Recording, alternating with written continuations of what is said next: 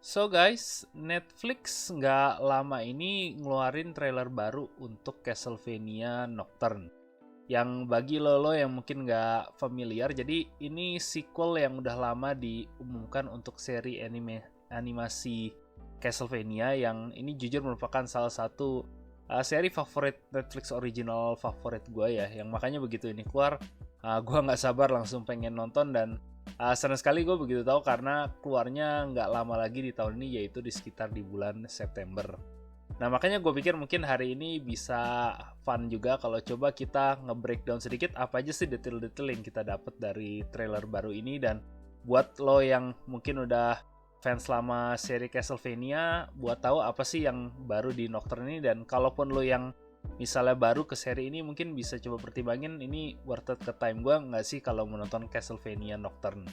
Sebelum lanjut, gue pikir mungkin bagus juga kalau gue ngerekap dulu sih sedikit mengenai apa sih sebenarnya seri Castlevania ini dulu. Dimana mungkin kalau bagi lo yang udah pada familiar dengan seri ini, bisa langsung skip ke timestamp berikutnya dimana gue langsung ngebahas mengenai detail dari trailernya.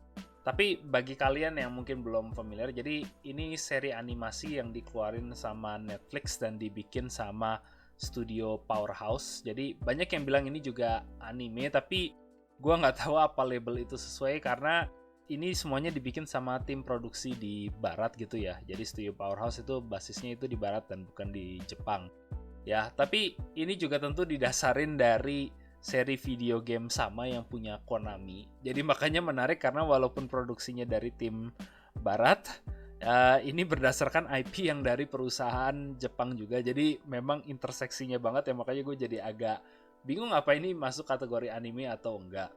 Ya, tapi apa sih sebenarnya cerita dari Castlevania ini ya? Intinya sih versi TLDR-nya sih Vampire versus Vampire Hunter sih inti cerita dari Castlevania. Jadi bukan plot yang terlalu overly complicated ya, dimana kalau di Castlevania ini ceritanya itu ya kita villain utamanya itu si Dracula sendiri ya. Jadi Dracula Tepes, yang gue perlu perjelasin karena banyak orang yang ketuker. Jadi vampir itu jenis monsternya yang nyedot darah, sementara kalau Dracula itu dia karakter spesifik yang memang dia vampir, tapi bukan berarti semua vampir itu disebut Dracula, dimana Dracula tuh karakter yang memang karakter spesifik di sini. Dan di Castlevania ini Dracula ini dibilang adalah vampir yang terkuat ya di antara semuanya, dan di awal seri itu dia mutusin untuk musnahin semua umat manusia di situ ya karena ada dendam pribadi yang gue nggak bakal nge-spoil di sini. Dan kemudian jadi up to our heroes, protagonis utamanya dari Castlevania, untuk ngehentiin Dracula dan menyelamatkan umat manusia. Jadi story-nya sih emang simple ya, kayak good versus evil, tapi jujur Castlevania itu walaupun plotnya simple, dia tuh ngedalami banget sih sisi di situ, dan dia setiap karakter di situ backstory-nya tuh diberi waktu yang ngecukupin, gak hanya dari sisi protagonis aja tapi juga dari sisi antagonisnya. Di Dracula jujur di sini gue nggak nyangka menjadi salah satu karakter yang gue juga agak ada simpati gitu loh, bahkan dari sisi villainnya. Dan semua karakter sampingnya itu banyak yang dibikin jadi menarik banget sih di seri Castlevania ini. Ya, dan walaupun mungkin di sini ada beberapa yang mikir cerita vampir jangan-jangan nanti jadi kayak versi Twilight nih ya jangan salah. Jadi Castlevania tuh tone-nya jauh lebih dark gitu ya. Mungkin gue paling mendekati itu kalau dulu inget ada seri anime Hellsing, Castlevania itu mirip banget di situ karena di sini temanya tuh bener-bener sangat brutal dan sangat dark. Ya, jadi tentu ada banyak action dan ada fight koreografinya yang jujur fight koreografinya nih salah satu yang menurut gue nggak kalah dengan banyak studio Jepang hebat kayak itu MAPPA atau Ufotable. Studio Powerhouse tuh bisa nyaingin, yang menurut gue juga makanya ini bukti lo kayak studio-studio barat tuh bukan berarti mereka nggak bisa bersaing ya. Kalau mereka dikasih kebebasan kreativitas itu aslinya bisa banyak bersaing juga bahkan dengan studio-studio di Jepang ya. Jadi fight koreografinya bagus dan sangat banyak tentu gore dan banyak juga blood. Kalau lo tipe yang suka seperti itu yang R-rated, lu nggak bakal kecewa nonton di Castlevania. Dan temanya juga banyak yang gelap, banyak cerita-cerita yang mengarah udah agak ke sisi horror di sini yang agak secara psychological tuh bisa agak disturbing juga. Ya jadi Castlevania tuh sangat dark, dan bahkan mungkin banyak kayak di sini kayak creature design atau monster design yang menurut gua mirip dengan, katakan kalau lu suka seperti kayak Kentaro Miura Berserk, Castlevania tuh banyak yang mirip-mirip di situ. Jadi ini seri yang menurut gua sih overall tuh memang. Nah, sebelum ini tuh Netflix udah ngeluarin 4 season untuk Castlevania ini. Tapi kenapa sih tadi kok gue nyebut Nocturne ini sebagai sequel series dan bukan season baru?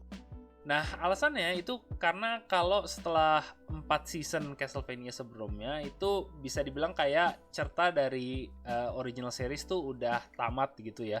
Jadi development untuk semua karakter tuh udah sampai semua titik yang dimana intinya sih mereka bisa kayak ngakhirin ceritanya tuh dalam sebuah high note gitu ya. Jadi makanya kenapa Studio Powerhouse bilang bahwa walaupun mereka mau bikin tetap proyek baru dengan IP Castlevania, mereka nggak mau ngelanjutin dengan karakter-karakter yang lama. Jadi makanya mutusin sih untuk ngebikin seri baru, seri sequel gitu. Itu makanya Castlevania Nocturne. Nah, mungkin bisa perbandingannya kalau lihat ini lebih seperti kayak ada Avatar Legend of Korra gitu ya, itu ngelanjutin dari The Last Airbender gitu. Jadi walaupun di set di dunia yang sama, itu berada di periode waktu yang cukup jauh. Jadi karakter yang lama itu nggak berinteraksi dengan karakter yang baru, paling nggak terlalu banyak di situ. Dan di trailer ini kita akhirnya tahu di periode kapan ini seri Castlevania Nocturne di set. Jadi dengan ada background itu kita lihat ada kayak giletin dan para bangsawan yang kelihatannya mau dieksekusi. Nah, ini kita jadi tahu kayak Castlevania Nocturne ini di set pada saat waktu revolusi Prancis, yang kalau sedikit googling lo bakal tahu itu ada di sekitar tahun 1789 hingga tahun 1799. Ya, jadi ini sekitar 300 tahun setelah seri Netflix original, karena itu disettingnya di tahun 1300-an kalau nggak salah.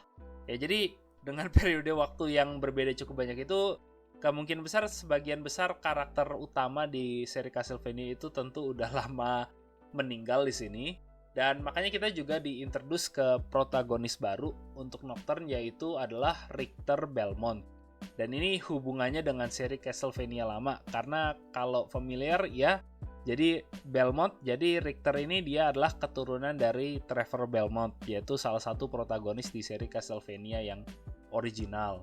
Ya, keluarga Belmont, jadi kalau di dunia Castlevania tuh mereka itu adalah kayak monster sama demon hunter, yang makanya kenapa mereka banyak sekali konflik dengan para vampire, karena tugas dari mereka itu untuk ngebunuh atau ngeeksterminasi makhluk-makhluk gelap seperti ini. Minor spoiler warning nih ya buat bagian berikutnya. Nah, karena Richter Belmont ini merupakan pilihan yang menarik untuk Studio Powerhouse karena dia juga adalah salah satu karakter yang memang didasarin dari gamenya juga.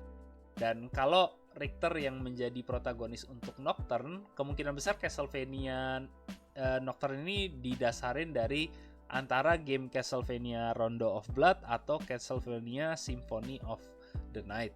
Ya, di situ walaupun gue sih yakin kemungkinan besar sih ini nggak bakal adaptasi langsung.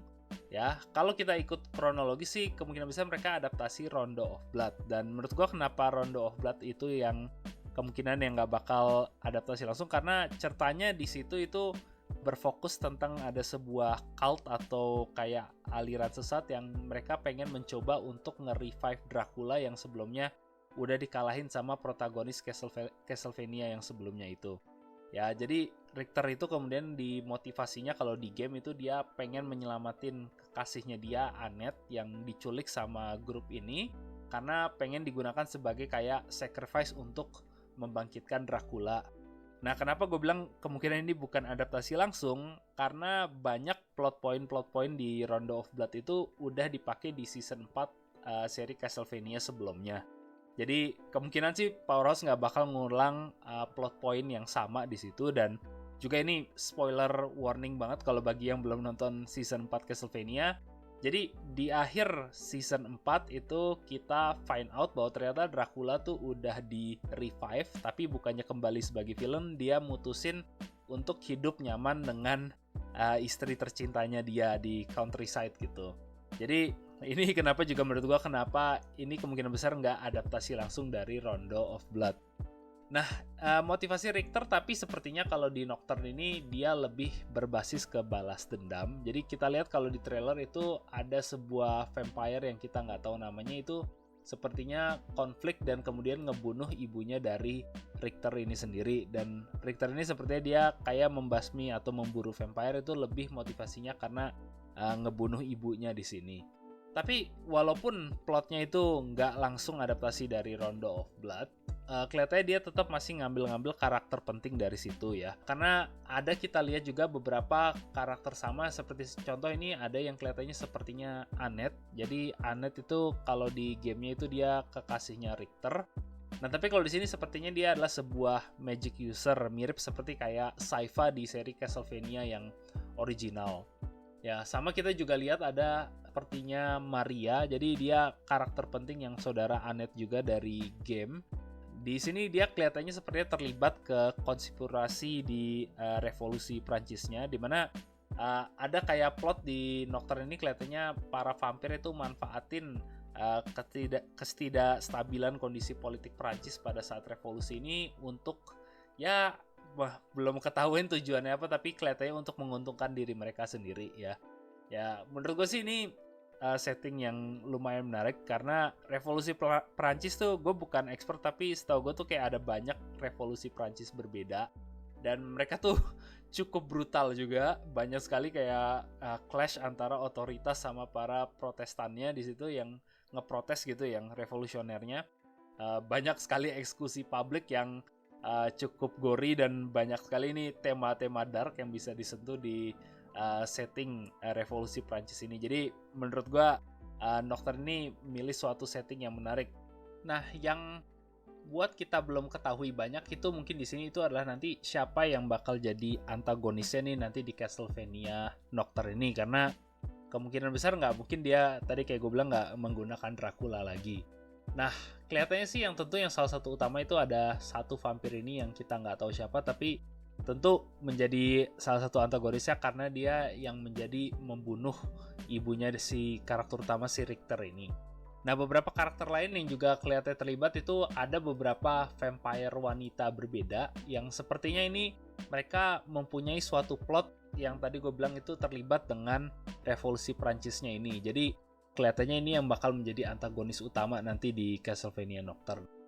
Nah, kemudian yang jadi pertanyaan besar juga itu apa kita bakal ngeliat nih karakter-karakter dari seri Castlevania original. Nah, kemungkinan sih kalau untuk kayak Trevor atau Sypha yang manusia biasa nggak bakal kembali karena mereka pasti sudah lama meninggal di situ. Kemungkinan sih bakal cuma ada Easter egg atau apa. Nah, cuma kalau ada karakter yang kembali, tentu kandidat utama yang pasti bisa muncul itu salah satu series favorite itu si Alucard itu sendiri ya, anak dari Dracula dan si half vampire ini. Tentu dia itu kan immortal, jadi walaupun sudah 300 tahun dia pasti itu masih hidup dan pasti sih masih cukup aktif di situ. Nah, di gamenya itu sendiri juga di Rondo of Blood sih Alucard itu nggak muncul, tapi di sequelnya di Symphony of the Night dia itu berinteraksi dan bertemu dengan karakternya si Richter kalau di game. Jadi gue nggak tahu apa itu akan ngikutin rute yang serupa. Jadi kemungkinan besar sih kalau dugaan gue mungkin di season 1 enggak. Dan menurut gue itu bukan pilihan jelek juga karena kita jadi bisa ngembangin si karakter Richter dan cast-cast yang lain gitu loh. Ya, menurut gue banyak yang suka salah tuh kalau dengan ada yang bikin seri sequel kayak gini itu terlalu banyak ngandalin karakter lama, jadi kayak cast karakter yang baru tuh kayak nggak bisa dikembangin di situ. Ya gue sih sebagai contoh itu kayak trilogi Star Wars yang baru tuh kayak menurut gue seperti itu, kayak nggak terlalu banyak fokus untuk karakter-karakter yang baru di situ yang jadinya ngandelin karakter-karakter lama aja. Ya jadi menurut gue nggak salah juga kalau Alucard itu ditahan untuk season berikutnya, atau mungkin bahkan kayak season pertama Castlevania tuh kita baru diperkenalkan ke Alucard tuh deket akhir-akhir season. Ya jadi kayak bagus aja nanti mungkin kayak ada fan service di akhir bahwa ternyata Alucard itu masih ada bahkan setelah 300 tahun. Karakter lain yang mungkin kembali itu adalah Hector sama Isaac. Jadi mereka dua adalah pengikut setia Dracula di seri original, yang pada akhirnya sih mereka kayak walaupun nggak mengkhianati Dracula langsung, itu kayak sepertinya berubah dari antagonis itu menjadi kayak lebih karakter sampingan yang punya arc mereka sendiri di situ.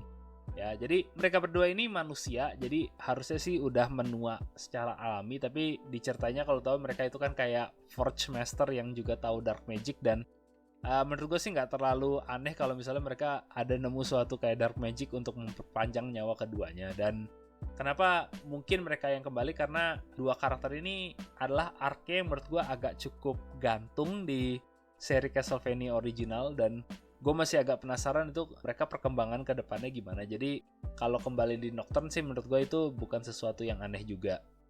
So anyway, tapi mungkin sih sampai situ dulu sih dari gua guys ya. Ini sedikit breakdown aja mengenai apa beberapa detail dari Castlevania Nocturne yang baru ini.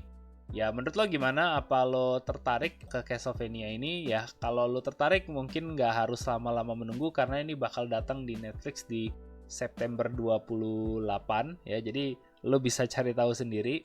Ya, tapi kasih tahu pendapat gue gimana nih buat Nocturne ini. Apa lo seorang yang baru ke seri Castlevania atau udah ngikutin dari dulu? Dan menurut lo gimana nih? Apa lo bakal coba nonton Nocturne ini ke depannya? Ya, mungkin lo bisa tulis di bagian komen di bawah sendiri pendapat lo. Dan kalau lo suka sama video ini, mungkin bisa ngedrop like atau subscribe di channel kita. Tapi anyway, sekian dulu dari gua guys, dan sampai ketemu lagi next time.